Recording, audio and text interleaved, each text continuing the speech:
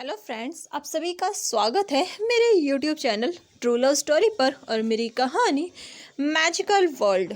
तो चलिए इसके नेक्स्ट पार्ट को शुरू करते हैं। जैसा कि हमने इसके पिछले पार्ट में देखा था, विंग जो कि अपने कॉलेज के लिए निकल चुका था, वहीं लान कुरैन की हेल्थ सही नहीं थी, जो कि वी मेंशन में एज अ बटलर काम करते थे, जिस वजह से कांग्रेस सेरन ने उन्हें घर भेज दिया था और कुछ दिनों के लिए किसी और को बुलाने के लिए कहा था, जिसके लिए लान कुरैन पहले तो नहीं मानते, लेकिन फिर बहुत ज़्यादा कहने पर वो मान जाते हैं। अभी हम विंग को देखते हैं। विंग जो कि अपने स्कूल में पहुंच चुका था। विंग अभी सिर्फ 17 साल का है। विंग अपने स्कूल के अंदर जाता है। वो देखता है कि सभी बच्चे किसी न किसी काम में बिजी हैं, कोई खेल रहा है, कोई कुछ कर रहा है। वहाँ के सीनियर्स जो कि अपने जूनियर्स को थोड़ा बुली कर रहे थे, क्योंकि सीनियर्स के पास उनकी मैजिकल पावर्स आ चुकी थी, क्योंकि वो 18 साल के हो चुके थे। और ये चीज़ देखकर विंग को बिल्कुल अच्छा नहीं लगता। लेकिन जब विंग अंदर जाता है, सभी लोग बिल्कुल शांत हो जाते हैं। इसका सबसे बड़ा रीज़न था क्योंकि स्कूल में सब लोग विंग से डरते थे। इसका ये मतलब नहीं था कि विंग सबको बुली करता था, नहीं, विंग का ऑरा ही ऐसा था। विंग काफ़ी काम रहता था। वो एक इंट्रोवर्ट था, यानी कि उसे ज़्यादा बोलना पसंद नहीं। लेकिन विंग का गुस्सा और उसका रिबेलियस नेचर बहुत ज़्यादा हाई था। वो जल्दी किसी की बात नहीं सुनता था, और अगर कोई उसे प्रोवोक करे तो उसको तो वो बिल्कुल नहीं छोड़ता था। विंग अपनी क्लास में जाने लगता है, तभी एक लड़का जो कि काफ़ी तेज़ी से दौड़ते हुए आ रहा था, वो विंग से टकराने ही वाला था, लेकिन विंग थोड़ा साइड हो जाता है, जिस वजह से उस लड़के का बैलेंस बिगड़ता है और वो सीधा ज़मीन पर गिरता है। ये देखकर वो लड़का गुस्से से विंग की तरफ देखता है, लेकिन जब उसकी नज़र विंग की बैक पर जाती है, उसका मुंह अपने आप बंद हो जाता है, जैसे वो विंग को देखकर ही डर गया हो। विंग उसे इग्नोर करके आगे चलने लगता है। जहाँ जहाँ से विंग के कदम गुजर रहे थे, वहाँ पर बिल्कुल साइलेंस होता जा रहा था। तभी विंग के कानों में एक आवाज़ आती है, विभूषण। और ये सुनते ही विंग अपनी उन कोल्ड आइज को घुमाता है और उस तरफ देखता है जहाँ से आवाज़ आई थी। विंग देखता है वहाँ पर एक चुलबुला सा लड़का दौड़ते हुए आ रहा था। ये देखकर विंग उसे अपनी उन ब्लड रेड आइज से घूरने लगता है। विंग की वो आंखें देखकर उस लड़के के कदम जो कि दौड़ रहे थे वो धीरे हो जाते हैं, और वो चलते हुए विंग के पास आता है और वो विंग से पूछता है, विंग तुम कब आए? ये सुनकर विंग उसे घूरने लगता है, जो देखकर वो लड़का कहता है, ओ ओ सॉरी मैं कह रहा विभूषण, हाँ विभूषण, हाँ तुम कब आए? जो सुनकर विंग, जो कि जिसे पूरे कॉलेज में विभूषण ही कहा जाता है क्योंकि विंग बोलना किसी को अलाउ नहीं था, विंग नॉर्मली कहता है, मैं घर से आ रहा हूँ। ये सुनकर नीहुसैन, जो कि वो लड़का था, नीहुसैन जो काफ़ी चुलबुला और एक्स्ट्रावर्ट था, वो इतना ज़्यादा बोलता था कि उसकी ज़बान थकने का नाम नहीं लेती थी। उसे बस मौका चाहिए, वो पूरी स्पीच दे सकता है एक वर्ड पर। और वहीं विंग जो कि एक स्पीच को एक वर्ड में कन्वर्ट कर सकता है, क्योंकि उसे बोलना ही पसंद नहीं। नीहुसैन उसे देखकर उसे कहता है, वैसे तुम आज जल्दी आ गए? जो सुनकर विंग कहता है, मैं टाइम पर आया हूँ, तुम्हारी तरह नहीं हूँ। अरे सुनकर नीहुसैन अपना मुंह बनाता है, लेकिन फिर वो विंग के साथ चलते हुए कहता है, वैसे क्या तुमने आज का प्रोजेक्ट कंप्लीट किया है? जो सुनकर विंग कहता है और ये सुनकर नीहुसैन पूछता है, वैसे क्या तुम आज घर से खाना लेकर आए हो या फिर आज तुम फिर से कैंटीन में ही खाओगे? जो सुनकर विंग कहता है, घर से। और ये सुनकर नीहुसैन कहता है, क्या तुमने सारे टेस्ट की तैयारी कर ली? जिस पर विंग कहता है ये देखकर नीहुसैन अपने मन में कहता है, क्या और एक वर्ड के अलावा इसके डिक्शनरी के सारे वर्ड्स ख़त्म हो चुके हैं। उन्नी हुसैन ये सब सोचता है और फिर वो विंग की देखता है, विंग की तरफ देखता है। उन्नी हुसैन की आइज़ जो कि ब्लैक कलर की थी, डार्क ब्लैक, वो विंग को देखे जा रहा था, जो देखकर विंग अपनी रेड आइज़ उन्नी हुसैन की तरफ घुमाता है। ये देखकर उन्नी हुसैन उसे एक बड़ी सी स्माइल देता है, जैसे उसके सारे टीथ साफ साफ विजिबल हो रहे थे। ये देखकर विंग बस अपनी नज़रें फिर से घुमा लेता है। वो लोग चलने लगते हैं, तभी आवाज़ आती है, हे आ गए तुम दोनों। जो सुनकर उन्नी हुसैन के कदम तो रुक जाते हैं, लेकिन विंग के कदम नहीं रुकते, उसके कदम अभी भी आगे बढ़ रहे थे। तभी उन्नी हुसैन के पास एक लड़का आता है और वो उसे देखकर और फिर विंग को जाता देखकर कहता है, मैं कब से तुम्हें ढूंढ रहा था, तुम मुझे मिल नहीं रहे थे, कहाँ थे तुम। उन्नी हुसैन ये सुनकर हुसैन उस लड़के की तरफ देखकर कहता है, वेंचाओ और वेंशु, क्योंकि ये दोनों भाई थे और वो भी ट्विंस। ये सुनकर वेंचाओ और वेंशु कहते हैं, ओ हेलो, तुम हमारा नाम ऐसे नहीं ले सकते, हमें वी ब्रदर कहो। ये सुनकर हुसैन कहता है, अपनी ज़बान पर कंट्रोल रखो, चलो, वैसे भी हमें जल्दी चलना है, वरना वो हमें पीछे छोड़कर चला जाएगा। ये सुनकर वेंचा और वेंशु विंग की तरफ देख कर कहते हैं, हम क्या करें इस लड़के का, ये पता नहीं कब सुधरने वाला है। मुझे तो उस इंसान के लिए बुरा लग रहा है जिसकी लाइफ में ये एज अ लाइफ पार्टनर लिखा हुआ होगा। सच में बेचारे की किस्मत ही खराब हो जाएगी। सुनकर वेंचाओ कहता है, ओ हेलो, ऐसे मत बोल, मेरी बहन इसे पसंद करती है, अगर गलती से भी इसकी शादी उससे हो गई, मैं तो 2 दिन में इनका डाइवोर्स करा दूंगा। ये सुनकर वेंशु कहता है, वेंचाओ, जिस पर वेंचाओ कहता है, क्या इसकी हरकतें देखी है। और ये बोलकर वो विंग को देखता है। विंग जो कि उनकी आवाज़ें सुन रहा था, विंग के कदम रुक जाते हैं। ये देखकर वो तीनों एक दूसरे की शक्ल देखते हैं, फिर वो दौड़ते हुए कहते हैं, विभूषण। वहीं विंग जो कि चल रहा था, उनकी आवाज़ सुनकर इस बार उसके कदम रुक जाते हैं। वो पलटकर उन 3 इडियट्स की तरफ देखता है जो कि उसी के पास आ रहे थे, वेंशु और वेंचाओ, जिनकी आइज़ विंग की तरह ही रेड थी, लेकिन विंग की आंखें जो कि ब्लड रेड कलर की थी, उनकी आइज़ क्रिस्टल रेड थी। और विंग उन्हें देखकर पूछता है, क्या बात है। जो सुनकर वेंचाओ अपनी फिंगर पर काउंट करके कहता है, तुमने 3 वर्ड्स बोले विभूषण, आज तो पार्टी होनी चाहिए। जो सुनकर उन्नी हुसैन कहता, बिल्कुल सही, पार्टी तो बनती है, इससे 3 वर्ड्स बोल दिए, वरना ये अभी कहता और ये बोलकर उन्नी हुसैन हंसने लगता है। तभी विंग उसे घूर कर देखता है, जो देखकर उन्नी हुसैन चुप हो जाता है और वो लोग फिर आगे चलने लगते हैं, जहाँ उन्नी हुसैन, वेंचाओ और वेंशु साथ में उन्नी हुसैन, ये लोग आपस में बातें कर रहे थे। और विंग अपने कदमों से सीधा अपनी क्लास में जाता है। विंग अपनी क्लास में एंटर होता है, जहाँ अभी तक टीचर नहीं आ रहे थे, लेकिन क्लास में सारे बच्चे बहुत ज़ोर से शोर मचा रहे थे।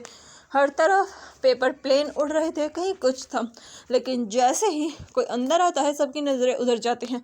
और जब उनकी नज़रें उन 4 लोगों पर जाती है, पूरी क्लास साइलेंट हो जाती है।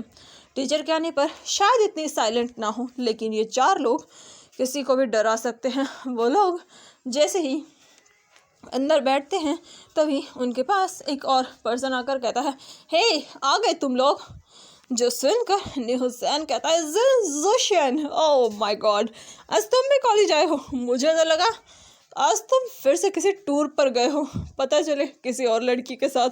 जो सुनकर जोशन उसे उसके पेट में हल्का सा पंच मारकर कहता है, नहीं हुसैन, कैसी बात कर रहे हो, अभी हम बच्चे हैं, आखिर हम इतनी जल्दी इन सब के बारे में कैसे सोच सकते हैं, और वैसे भी मेरे फादर अभी मुझे लड़कियों के साथ अलाउ नहीं करेंगे। और ये सुनकर हुसैन कहता है, अगर तुझे मौका मिले तो छोड़ने वाला तो नहीं है।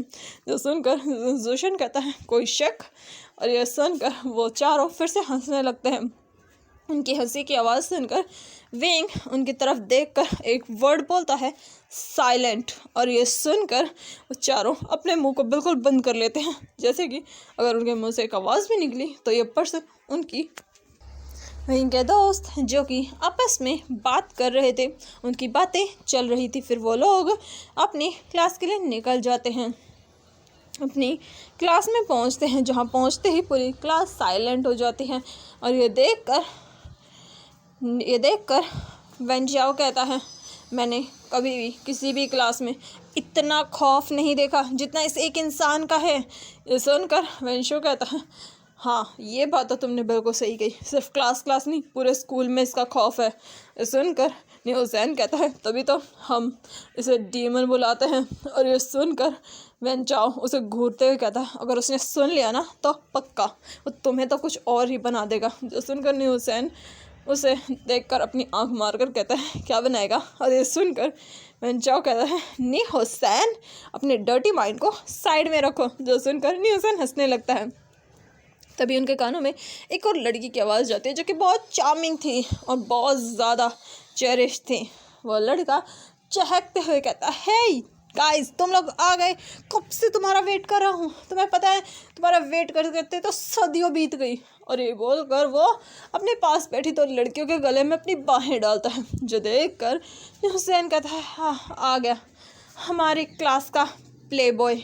और ये बोलकर वो उस लड़के की तरफ देखता है जिनजुशन, जो कि दो लड़कियों के साथ फ्लर्ट कर रहा था, उनके साथ बहुत मज़े से बातें कर रहा था। वो लड़का काफ़ी दिखने में भी हॉट थी और काफ़ी स्वीट थी। नहीं हुसैन उसके पास आते हुए कहता है, वैसे डूड कहाँ से पटाई तूने दोनों की दोनों परियां। ये सुनकर जिनजुशन कहता है, ओ हेलो, परियां नहीं, ये तो क्यूट एंजल्स है। और ये बोलकर वो उनके गालों पर किस करता है। वही ये देखकर हुसैन कहता है, और बेशरम इंसान, क्लास आई है, क्या कर रहा है तू। ये सुनकर जिनजुशन कहता है, ओ हेलो, क्लास है तो क्या हुआ, वैसे भी मैंने क्या कुछ किया है, मैं तो बस इन परियों को थोड़ा सा प्यार कर रहा था। और ये बोलकर वो दूसरी लड़की के गाल पर किस करता है। जो देखकर हुसैन कुछ कहता, तभी उनके कानों में फिर से किसी की कोल्ड वॉइस आती है, बिहेव। और ये सुनकर जिशान, जो कि उन लड़कियों के साथ मज़े कर रहा था, वो ये आवाज़ सुनते ही जल्दी से अपने हाथ उनके गले से निकालकर किसी सिंसियर बच्चे की तरह बैठ जाता है। ये देख कर न्यूज़न हंसते हुए कहता है कि तुम फ्लर्ट कर रहे थे इनके साथ, प्ले बॉय। हाँ Zeeshan, play boy the great. एक लड़की की कोल्ड वॉइस से इतना डरता है। तुम तो अपने फादर से इतना नहीं डरते जितना तुम इस विभूषण से डरते हो। जो सुनकर जिशान कहता है, ओ हेलो, मैं क्या, इससे तो पूरा कॉलेज डरता है। इंसान नहीं, शैतान है शैतान। इसे तो लगता है नर्क से भी लात मारकर भगाया होगा। और ये सुनकर वेन चाओ कहता है, ओ हेलो, तो मेरे दोस्त के बारे में ऐसे कैसे बोल सकता है। और ये सुनकर जिशान कहता है, सिर्फ तेरा ही दोस्त है, हमारा भी दोस्त है, और वैसे भी हम तो इसकी तारीफ़ कर रहे हैं, है ना विभूषण। ये सुनकर विभूषण उन्हें देखकर कहता है, साइलेंट। ये सुनकर वो लोग चुप हो जाते हैं और पूरी क्लास साइलेंट हो चुकी थी।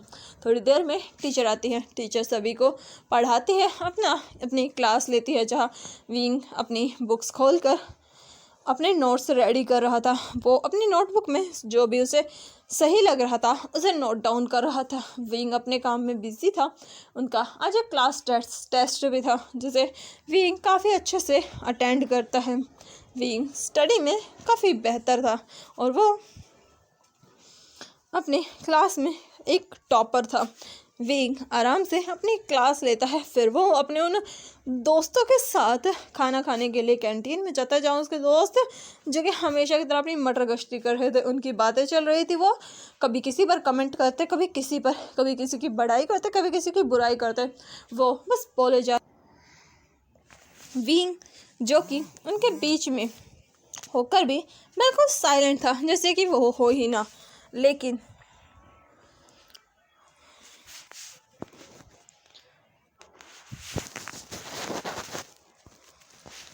उसकी प्रेजेंस ही इतनी ज़्यादा डेंजरस थी। विंग नॉर्मली अपना खाना खाता है और फिर वो लोग अपनी आगे के क्लासेस लेते हैं। विंग काफ़ी कामली शांत होकर अपनी सारी क्लासेस अटेंड करता है। उसके सभी फ्रेंड्स जो कि एक वर्ड भी नहीं बोलते, क्योंकि विंग क्लास में है और कोई शोर करे ये तो विंग के पर्सनालिटी की इंसल्ट हो जाएगी ना। और विंग अपनी पूरी क्लास आराम से अटेंड करता है। फिर वो लोग घर जाने के लिए निकल जाते हैं, जहाँ वो लोग प्लान बनाते हैं कि वो नेक्स्ट टाइम कहीं घूमने चलेंगे, जिसके लिए विंग साफ मना कर देता है, क्योंकि वो अपना टाइम वेस्ट नहीं करने वाला। विंग घर आता है, जहाँ उसकी मदर, जिनकी आंखों में स्टार्स थे, और वो अपनी उसी ब्राइट शाइन वाली स्माइल के साथ कहती है, विंग तुम आ गए। जो सुनकर विंग अपनी मदर की तरफ देखता है, फिर से अपनी उसी काम और कोल्ड वॉइस में कहता है जो सुनकर कांग से सरन कहती है, ओ मेरा बच्चा कितना ज़्यादा थक गया है, बताओ तुम क्या खाओगे, जल्दी से कपड़े चेंज करके आओ, मैं तब तक तुम्हारे लिए तुम्हारा फेवरेट फूड बनाती हूँ, बताओ क्या खाने वाले हो तुम। जो सुनकर विंग कहता है, मदर आप मेरे लिए कुछ भी बना दीजिए। जो सुनकर कांग से सरन कहते हैं, ऐसे कैसे कुछ भी बना दूँ, बताओ क्या चाहिए तुम्हें, मैं सब कुछ बनाऊंगी तुम्हारे लिए। जो सुनकर विंग कहता है, स्ट्रॉबेरी केक।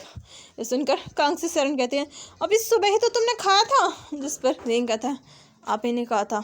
जो सुनकर कांग से सरन कहती है, अच्छा ठीक है, जाओ कपड़े चेंज करके आओ, मैं अभी तुम्हारे लिए स्ट्रॉबेरी केक बनाती हूँ। जो सुनकर विंग बस हाँ में अपने सर को हिलाता है। वो अपने रूम में आता है, विंग का रूम जो कि नीट एंड क्लीन था, एक भी चीज़ इधर से उधर नहीं, सारी चीज़ें अपनी अपनी जगह पर थी। विंग अपने बैग को वहाँ रखता है, अपनी सारी चीज़ें बैग से निकालता है, उसकी फ्लूट जो कि चेंचिंग थी उसे वो साइड टेबल पर रखता है। वहाँ पर एक और स्वॉर्ड रखी हुई थी जो कि विंग की ही स्वॉर्ड थी, जिसे विंग अपनी स्वॉर्ड प्रैक्टिस करता था। विंग अपनी स्वॉर्ड को देखता है और फिर वो अपनी चेंचिंग को देखता है। विंग एक बार चेंचिंग पर हाथ फिराता है और फिर वो अपने कपड़े चेंज करता है, अपनी स्कूल यूनिफॉर्म चेंज करता है और सीधा नीचे आता है। तब तक उसकी मदर ने उसके लिए स्ट्रॉबेरी केक रेडी करवा दिया था। कांग से सरन विंग के सामने स्ट्रॉबेरी केक सर्व करती है। विंग स्ट्रॉबेरी केक को इंजॉय करता है, विंग को काफ़ी पसंद आता है। विंग खाता है, फिर वो अपनी नज़रें पूरे मैंशन में घुमाता है और अपनी उसे काम वॉइस में कहता है, मदर अंकल कहाँ पर हैं। जो सुनकर कांग से सरन कंफ्यूज होकर पूछती है, विंग तुम किसकी बात कर रहे हो। जिस पर विंग नॉर्मली कहता है, मैं अंकल लान कुरैन की बात कर रहा हूँ, जो हमारे यहाँ एज अ बटलर काम करते हैं। यह सुनकर कांग से सरन कहते, ओ तुम कुरैन की बात कर रहे हो, वो भी अपने घर गए हैं, एक्चुअली उनकी हेल्थ सही नहीं थी, इसलिए मैंने उनसे कहा कि वो 1-2 दिन की छुट्टी ले लें। जो सुनकर विंग कहता है, ओ ठीक है। जो सुनकर कांग से सरन कहते हैं, वैसे उन्होंने कहा है कि वो जितने दिन छुट्टी करेंगे उनकी जगह कोई और काम करेगा, इसलिए तुम फिक्र मत करो, हमारे घर में चहल पहल बिल्कुल कम नहीं होगी और तुम्हारी मदर पर बिल्कुल भी काम का बर्डन नहीं आएगा। अरे बोलकर वो फिर से अपनी वही शाइन वाली स्माइल विंग को पास करती है, जिस पर विंग बस अपने सर को हिलाता है। विंग के फेस पर कोई एक्सप्रेशन ही नहीं थे। देखकर कांग से सरन विंग के गालों को छूते हुए कहती है, विंग तुम इतने साइलेंट क्यों रहते हो बेटा, तुम बाकी बच्चों की तरह थोड़ा मुस्कुराया करो, थोड़ा खुश रहा करो, इस तरीके से साइलेंट रहना अच्छी बात नहीं है। जो सुनकर विंग अपनी उन ब्लड रेड आइज़ को उठाकर अपनी मदर की तरफ देखता है, जो देखकर उसकी मदर अपने दोनों हाथों को फोल्ड करके कहती है, विंग इस तरीके से बिहेव करना बंद करो, अभी तुम सिर्फ 17 साल के हो, 70 साल के नहीं। तुम इस तरीके से बिहेव करते जैसे कि पता नहीं तुम 17 की ना होकर 70 के हो और तुम्हारी एज इतनी ज़्यादा बढ़ चुकी है कि तुम्हारी एज में तुम्हारे दिल में कोई एक्साइटमेंट ही नहीं है। बेटा ये लाइफ है, एंजॉय करो, गर्लफ्रेंड बनाओ, घूमो फिरो, मौज करो, बॉयफ्रेंड बनाओ, जो करना है सो करो, लेकिन तुम तो या तो अपने रूम में रहते हो या फिर अपने स्कूल में। अभी 1 साल बाद तुम कॉलेज में चले जाओगे, तब तुम क्या करोगे, क्या तुम इसी पोकर फेस के साथ घूमोगे। विंग तुम इस तरीके से नहीं रह सकते। जो सुनकर विंग कहता है, ठीक है। जो सुनकर कांग से सरन कहती है, मैंने इतना बड़ा लेक्चर दिया और तुमने बस ठीक है। हाँ विंग तुम मेरी इंसल्ट कर रहे हो। जो सुनकर विंग कहता है, ठीक है मदर। जो सुनकर कांग से सरन कहती है, विंग मैं तुमसे बात कर रही हूँ। और विंग अपने स्ट्रॉबेरी केक खाकर वहाँ से उठते कहता है, मदर मैं स्टडी करने जा रहा हूँ। ये सुनकर कांग से सरन कहती है, बिल्कुल नहीं, तुम मेरे साथ अभी बास्केटबॉल खेलने चल रहे हो और मैं तुम्हें स्टडी अभी नहीं करने दूंगी, शाम को करना, वैसे भी तुम इतना ज़्यादा पढ़ चुके हो कि मुझे तो लगता है तुम्हें पढ़ने की ज़रूरत ही नहीं है, छोड़ दो पढ़ाई। ये सुनकर विंग कहता है, मदर। जिस पर कांग से सरन विंग का हाथ पकड़कर उसे खींचते हुए कहती है, चलो हम बास्केटबॉल खेलेंगे। जिस पर विंग कहता है मदर मुझे स्टडी करनी है। जो सुनकर कांग्सेरण जो कि विंग को खींच रही थी, लेकिन विंग अपनी जगह से टस से मस नहीं होता। देखकर कांग्सेरण कहती है विभूषण तुम मेरी बात सुनते क्यों नहीं हो। ये सुनकर विंग को जवाब नहीं देता, जो देखकर कांग्सेरण विंग के पीछे आती है और विंग के बैक पर पुश करने लगती है, जिससे विंग थोड़ा आगे खिसकने लगता है। विंग कहता है मदर ये किस तरीके का बिहेव है, आप बच्ची नहीं है। यह सुनकर कांग्सेरण कहते हाँ मैं बच्ची नहीं हूँ, लेकिन मेरे घर में 2 बुढ़े लोग रहते हैं, इसलिए मुझे बच्चा बनना पड़ता है, क्योंकि हमारे घर का बच्चा है ही नहीं, उसे पता नहीं बड़े बनने का क्या भूत सवार है। जो सुनकर विंग कोई जवाब नहीं देता, कांग्सेरण उसे धकेलते हुए घर से बाहर लेकर जाते हैं। फिर वो उसे प्लेग्राउंड लेकर जाते हैं।